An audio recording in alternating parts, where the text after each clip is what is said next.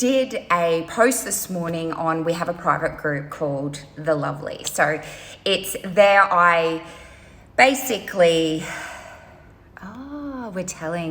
look at this. We're telling your followers that you've started a live video. Hold on, we're telling more followers to join. Oh my gosh, so it's pretty much like a Facebook Live, I'm assuming. Okay, well, I'm gonna start because I know that I can save it and then I'll stick it up into YouTube as well. So I just thought I have 5 minutes before my next client arrives, and I thought I would get my face ready, but more importantly, talk to you a little bit about the trials of small business. So backtrack, I have a small business and we tend to call it The Lovelies because I have an RTO, a beauty college, so we teach lashes and we teach makeup and we teach nails and we teach facials, all the rest of it. So I devised a Lovelies group. It's something safe and it allows my students who are not, not used to, while I'm talking, I'm going to get ready, are not used to putting themselves out there on Facebook. So it's a really safe environment. It gets them, interacting, because the world of Facebook and Instagram can be quite daunting. Actually, small business can be quite daunting. So what I thought I'd do is on Thursdays, I'm going to put my face on and talk about Thursday truths as in regards to small business. So I'm Jody Beckett from JB Cosmetics, skincare and makeup, all Australian made, except for my lipsticks. They're made in the US, which is all on our website. So where do I begin? Basically, I had some feedback, and as a small business, I've got a few things on the go. So I also do treatments with my personal clientele that I've had for over 20 years. So we've been through trials and tribulations, and a lot of them know that, how can I say it? They've been through a lot with me. They've been through the births of my children. They've been through the trials and tribulations of my business. They've been through a few moves, even to the point where at one stage I was doing clientele at home because I didn't have anywhere to sort of go and find that was rent, basically that I could afford. So let's backtrack to this week. I had some feedback, and I am all about feedback as long as it is constructive and as long as it is not something that is degrading. So we offer FPOS. Most small businesses do. So I had a client that probably wasn't in the best mood to start with, but life is happening and I understand that. And what they wanted to know is why they should pay the EFT fees. And I was, okay, everybody's entitled to their opinion. What it comes down to is after 2 years, I have literally not put my services up.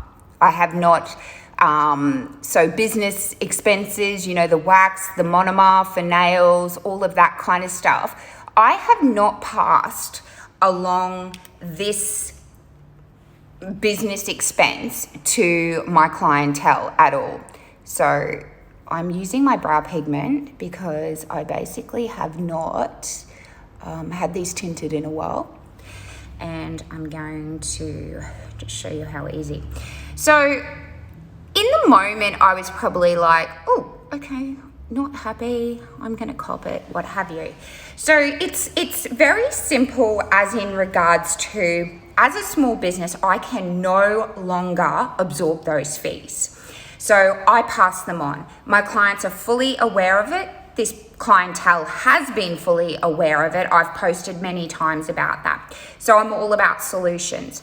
So I did a post on my Lovelies page this morning, and that basically, I suppose you really see how much support you have, as in regards to your lovelies, you know, sticking their emojis, you've got this, Jode, and all the rest of it.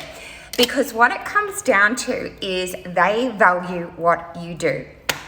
Comparison is the most probably, why are you not like this? Why do you not charge this product, charge this price? This salon charges this for this. I'm not anybody else. So I thought about, you know, being constructive and getting it out there for salons. Like, we do it tough. We don't want the poor woe is me, but especially during, and for all small businesses being closed down, we are still dragging ourselves through the sand at the moment because we still have debt to get through. So little things like, you know, why do I have to pay the EFT? Well, it's simple because it helps out small business. But if you don't want to pay those fees, there's always alternatives. So I have given my lovelies alternatives today where they can pay bank transfer or they can pay cash. So there's always a way and there's always a solution. So I'm going to pop this on. This is my matte foundation, and then with our flat kabuki brush.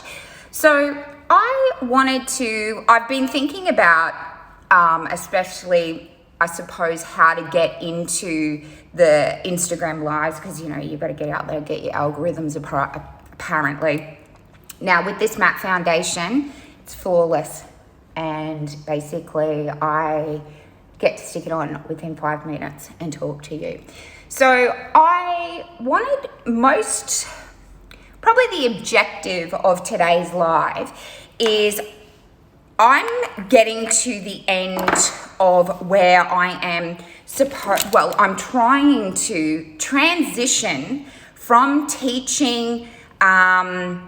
I'm currently teaching 2 days a week, and then I do my lovelies, and I am basically trying to step from one area of beauty into the next area, which is my JB Cosmetics. So I think with small business, then my role towards my lovelies and my students is to give them a voice where they have the confidence to not be where, when I first started, if a client said to me, well, that seems expensive, you know, back when you're 19 and you have your first salon, you think, oh my God, I've got to match such and such.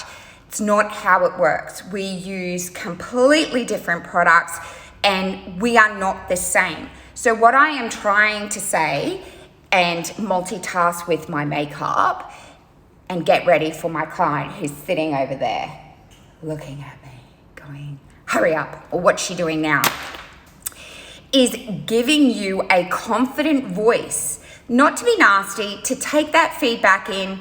Sometimes it's like, oh, here we go. In the end, it's everybody's choice of what they want to invest in treatments and what have you. But when somebody says to you, why do you charge that? Because they're charging this. Bring it back and concentrate on your worth, why you charge for your treatment and what you are charging. It's an investment in you. Charge your worth, but more importantly, you don't know what the other salon's doing. So always, when a client puts you on the spot, and it can be confrontational. I've got to the point where it is what it is. It costs what it costs. I don't pull these prices out of the air and go, woo, gonna charge that. I'm very open and honest. As I said this morning in my post, I have not put my prices up for 2 years. I've been through business expenses that have increased, but I've found another way. You know, you keep reinventing yourself and going, okay, well, rather than putting this treatment up, I'll do something else, or the add-ons. We do a lot of add-ons. So just so that we basically can look after our lovelies. And two, we've all been through COVID. Everybody has been affected by COVID. So, you know, there's been a lot of things. So I thought this morning, I am going to voice that. For the last 2 years, I have not put my fees up, or have not passed along those things. So when I have been asked or told, why do you do this? It's simple, that you've got to come to a point in your small business where you go, okay, enough is enough. So if it was the only way, which probably, a lot of people like to do, but in the end, there's other alternatives. And if it is such a big deal about this fee, then, there's other alternatives that a client can do. So for those that are not as confident to sort of speak your truth, I thought I would basically, Thursday Truths, I'm going to give you probably, obviously never names, but I'll give you experiences and how I handle them, because I'm quite upfront and it doesn't hurt my feelings, as in regards to if I am no longer within a client's budget, that is okay. That's okay for me. What I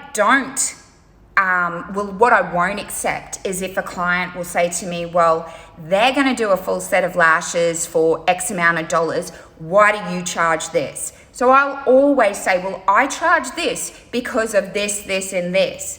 Don't come into the conversation of comparison, because you cannot compare yourself, your salon, your craft to anybody else. Okay, so that is my first Instagram live, and I'm going to get better with talking about small business and basically giving you the tips, because I suppose being the eldest of 6, I am quite verbal. I will never not do it with love. I will always do it, what's the word, Laura? Confidently. No, that's not it. I will give you different points of views, but probably something that for my moral compass is that always talk about yourself and what you offer, and never come into the game of comparison between therapists, between people. It is an investment. They're investing in you. You have set your price. You haven't pulled it out of the air. And I'm going to make sure that you get confident with those kind of things, and always finding a different pathway, a solution, and then I'm going to get better at doing my makeup and doing my lives. Have a great Thursday, and thanks for listening. Oh, how do I turn it off now? Laura, how do I do it? Oh, look, I can wave. Woo! I'm waving. I'm waving, girls, but I don't know how to turn it off the live now.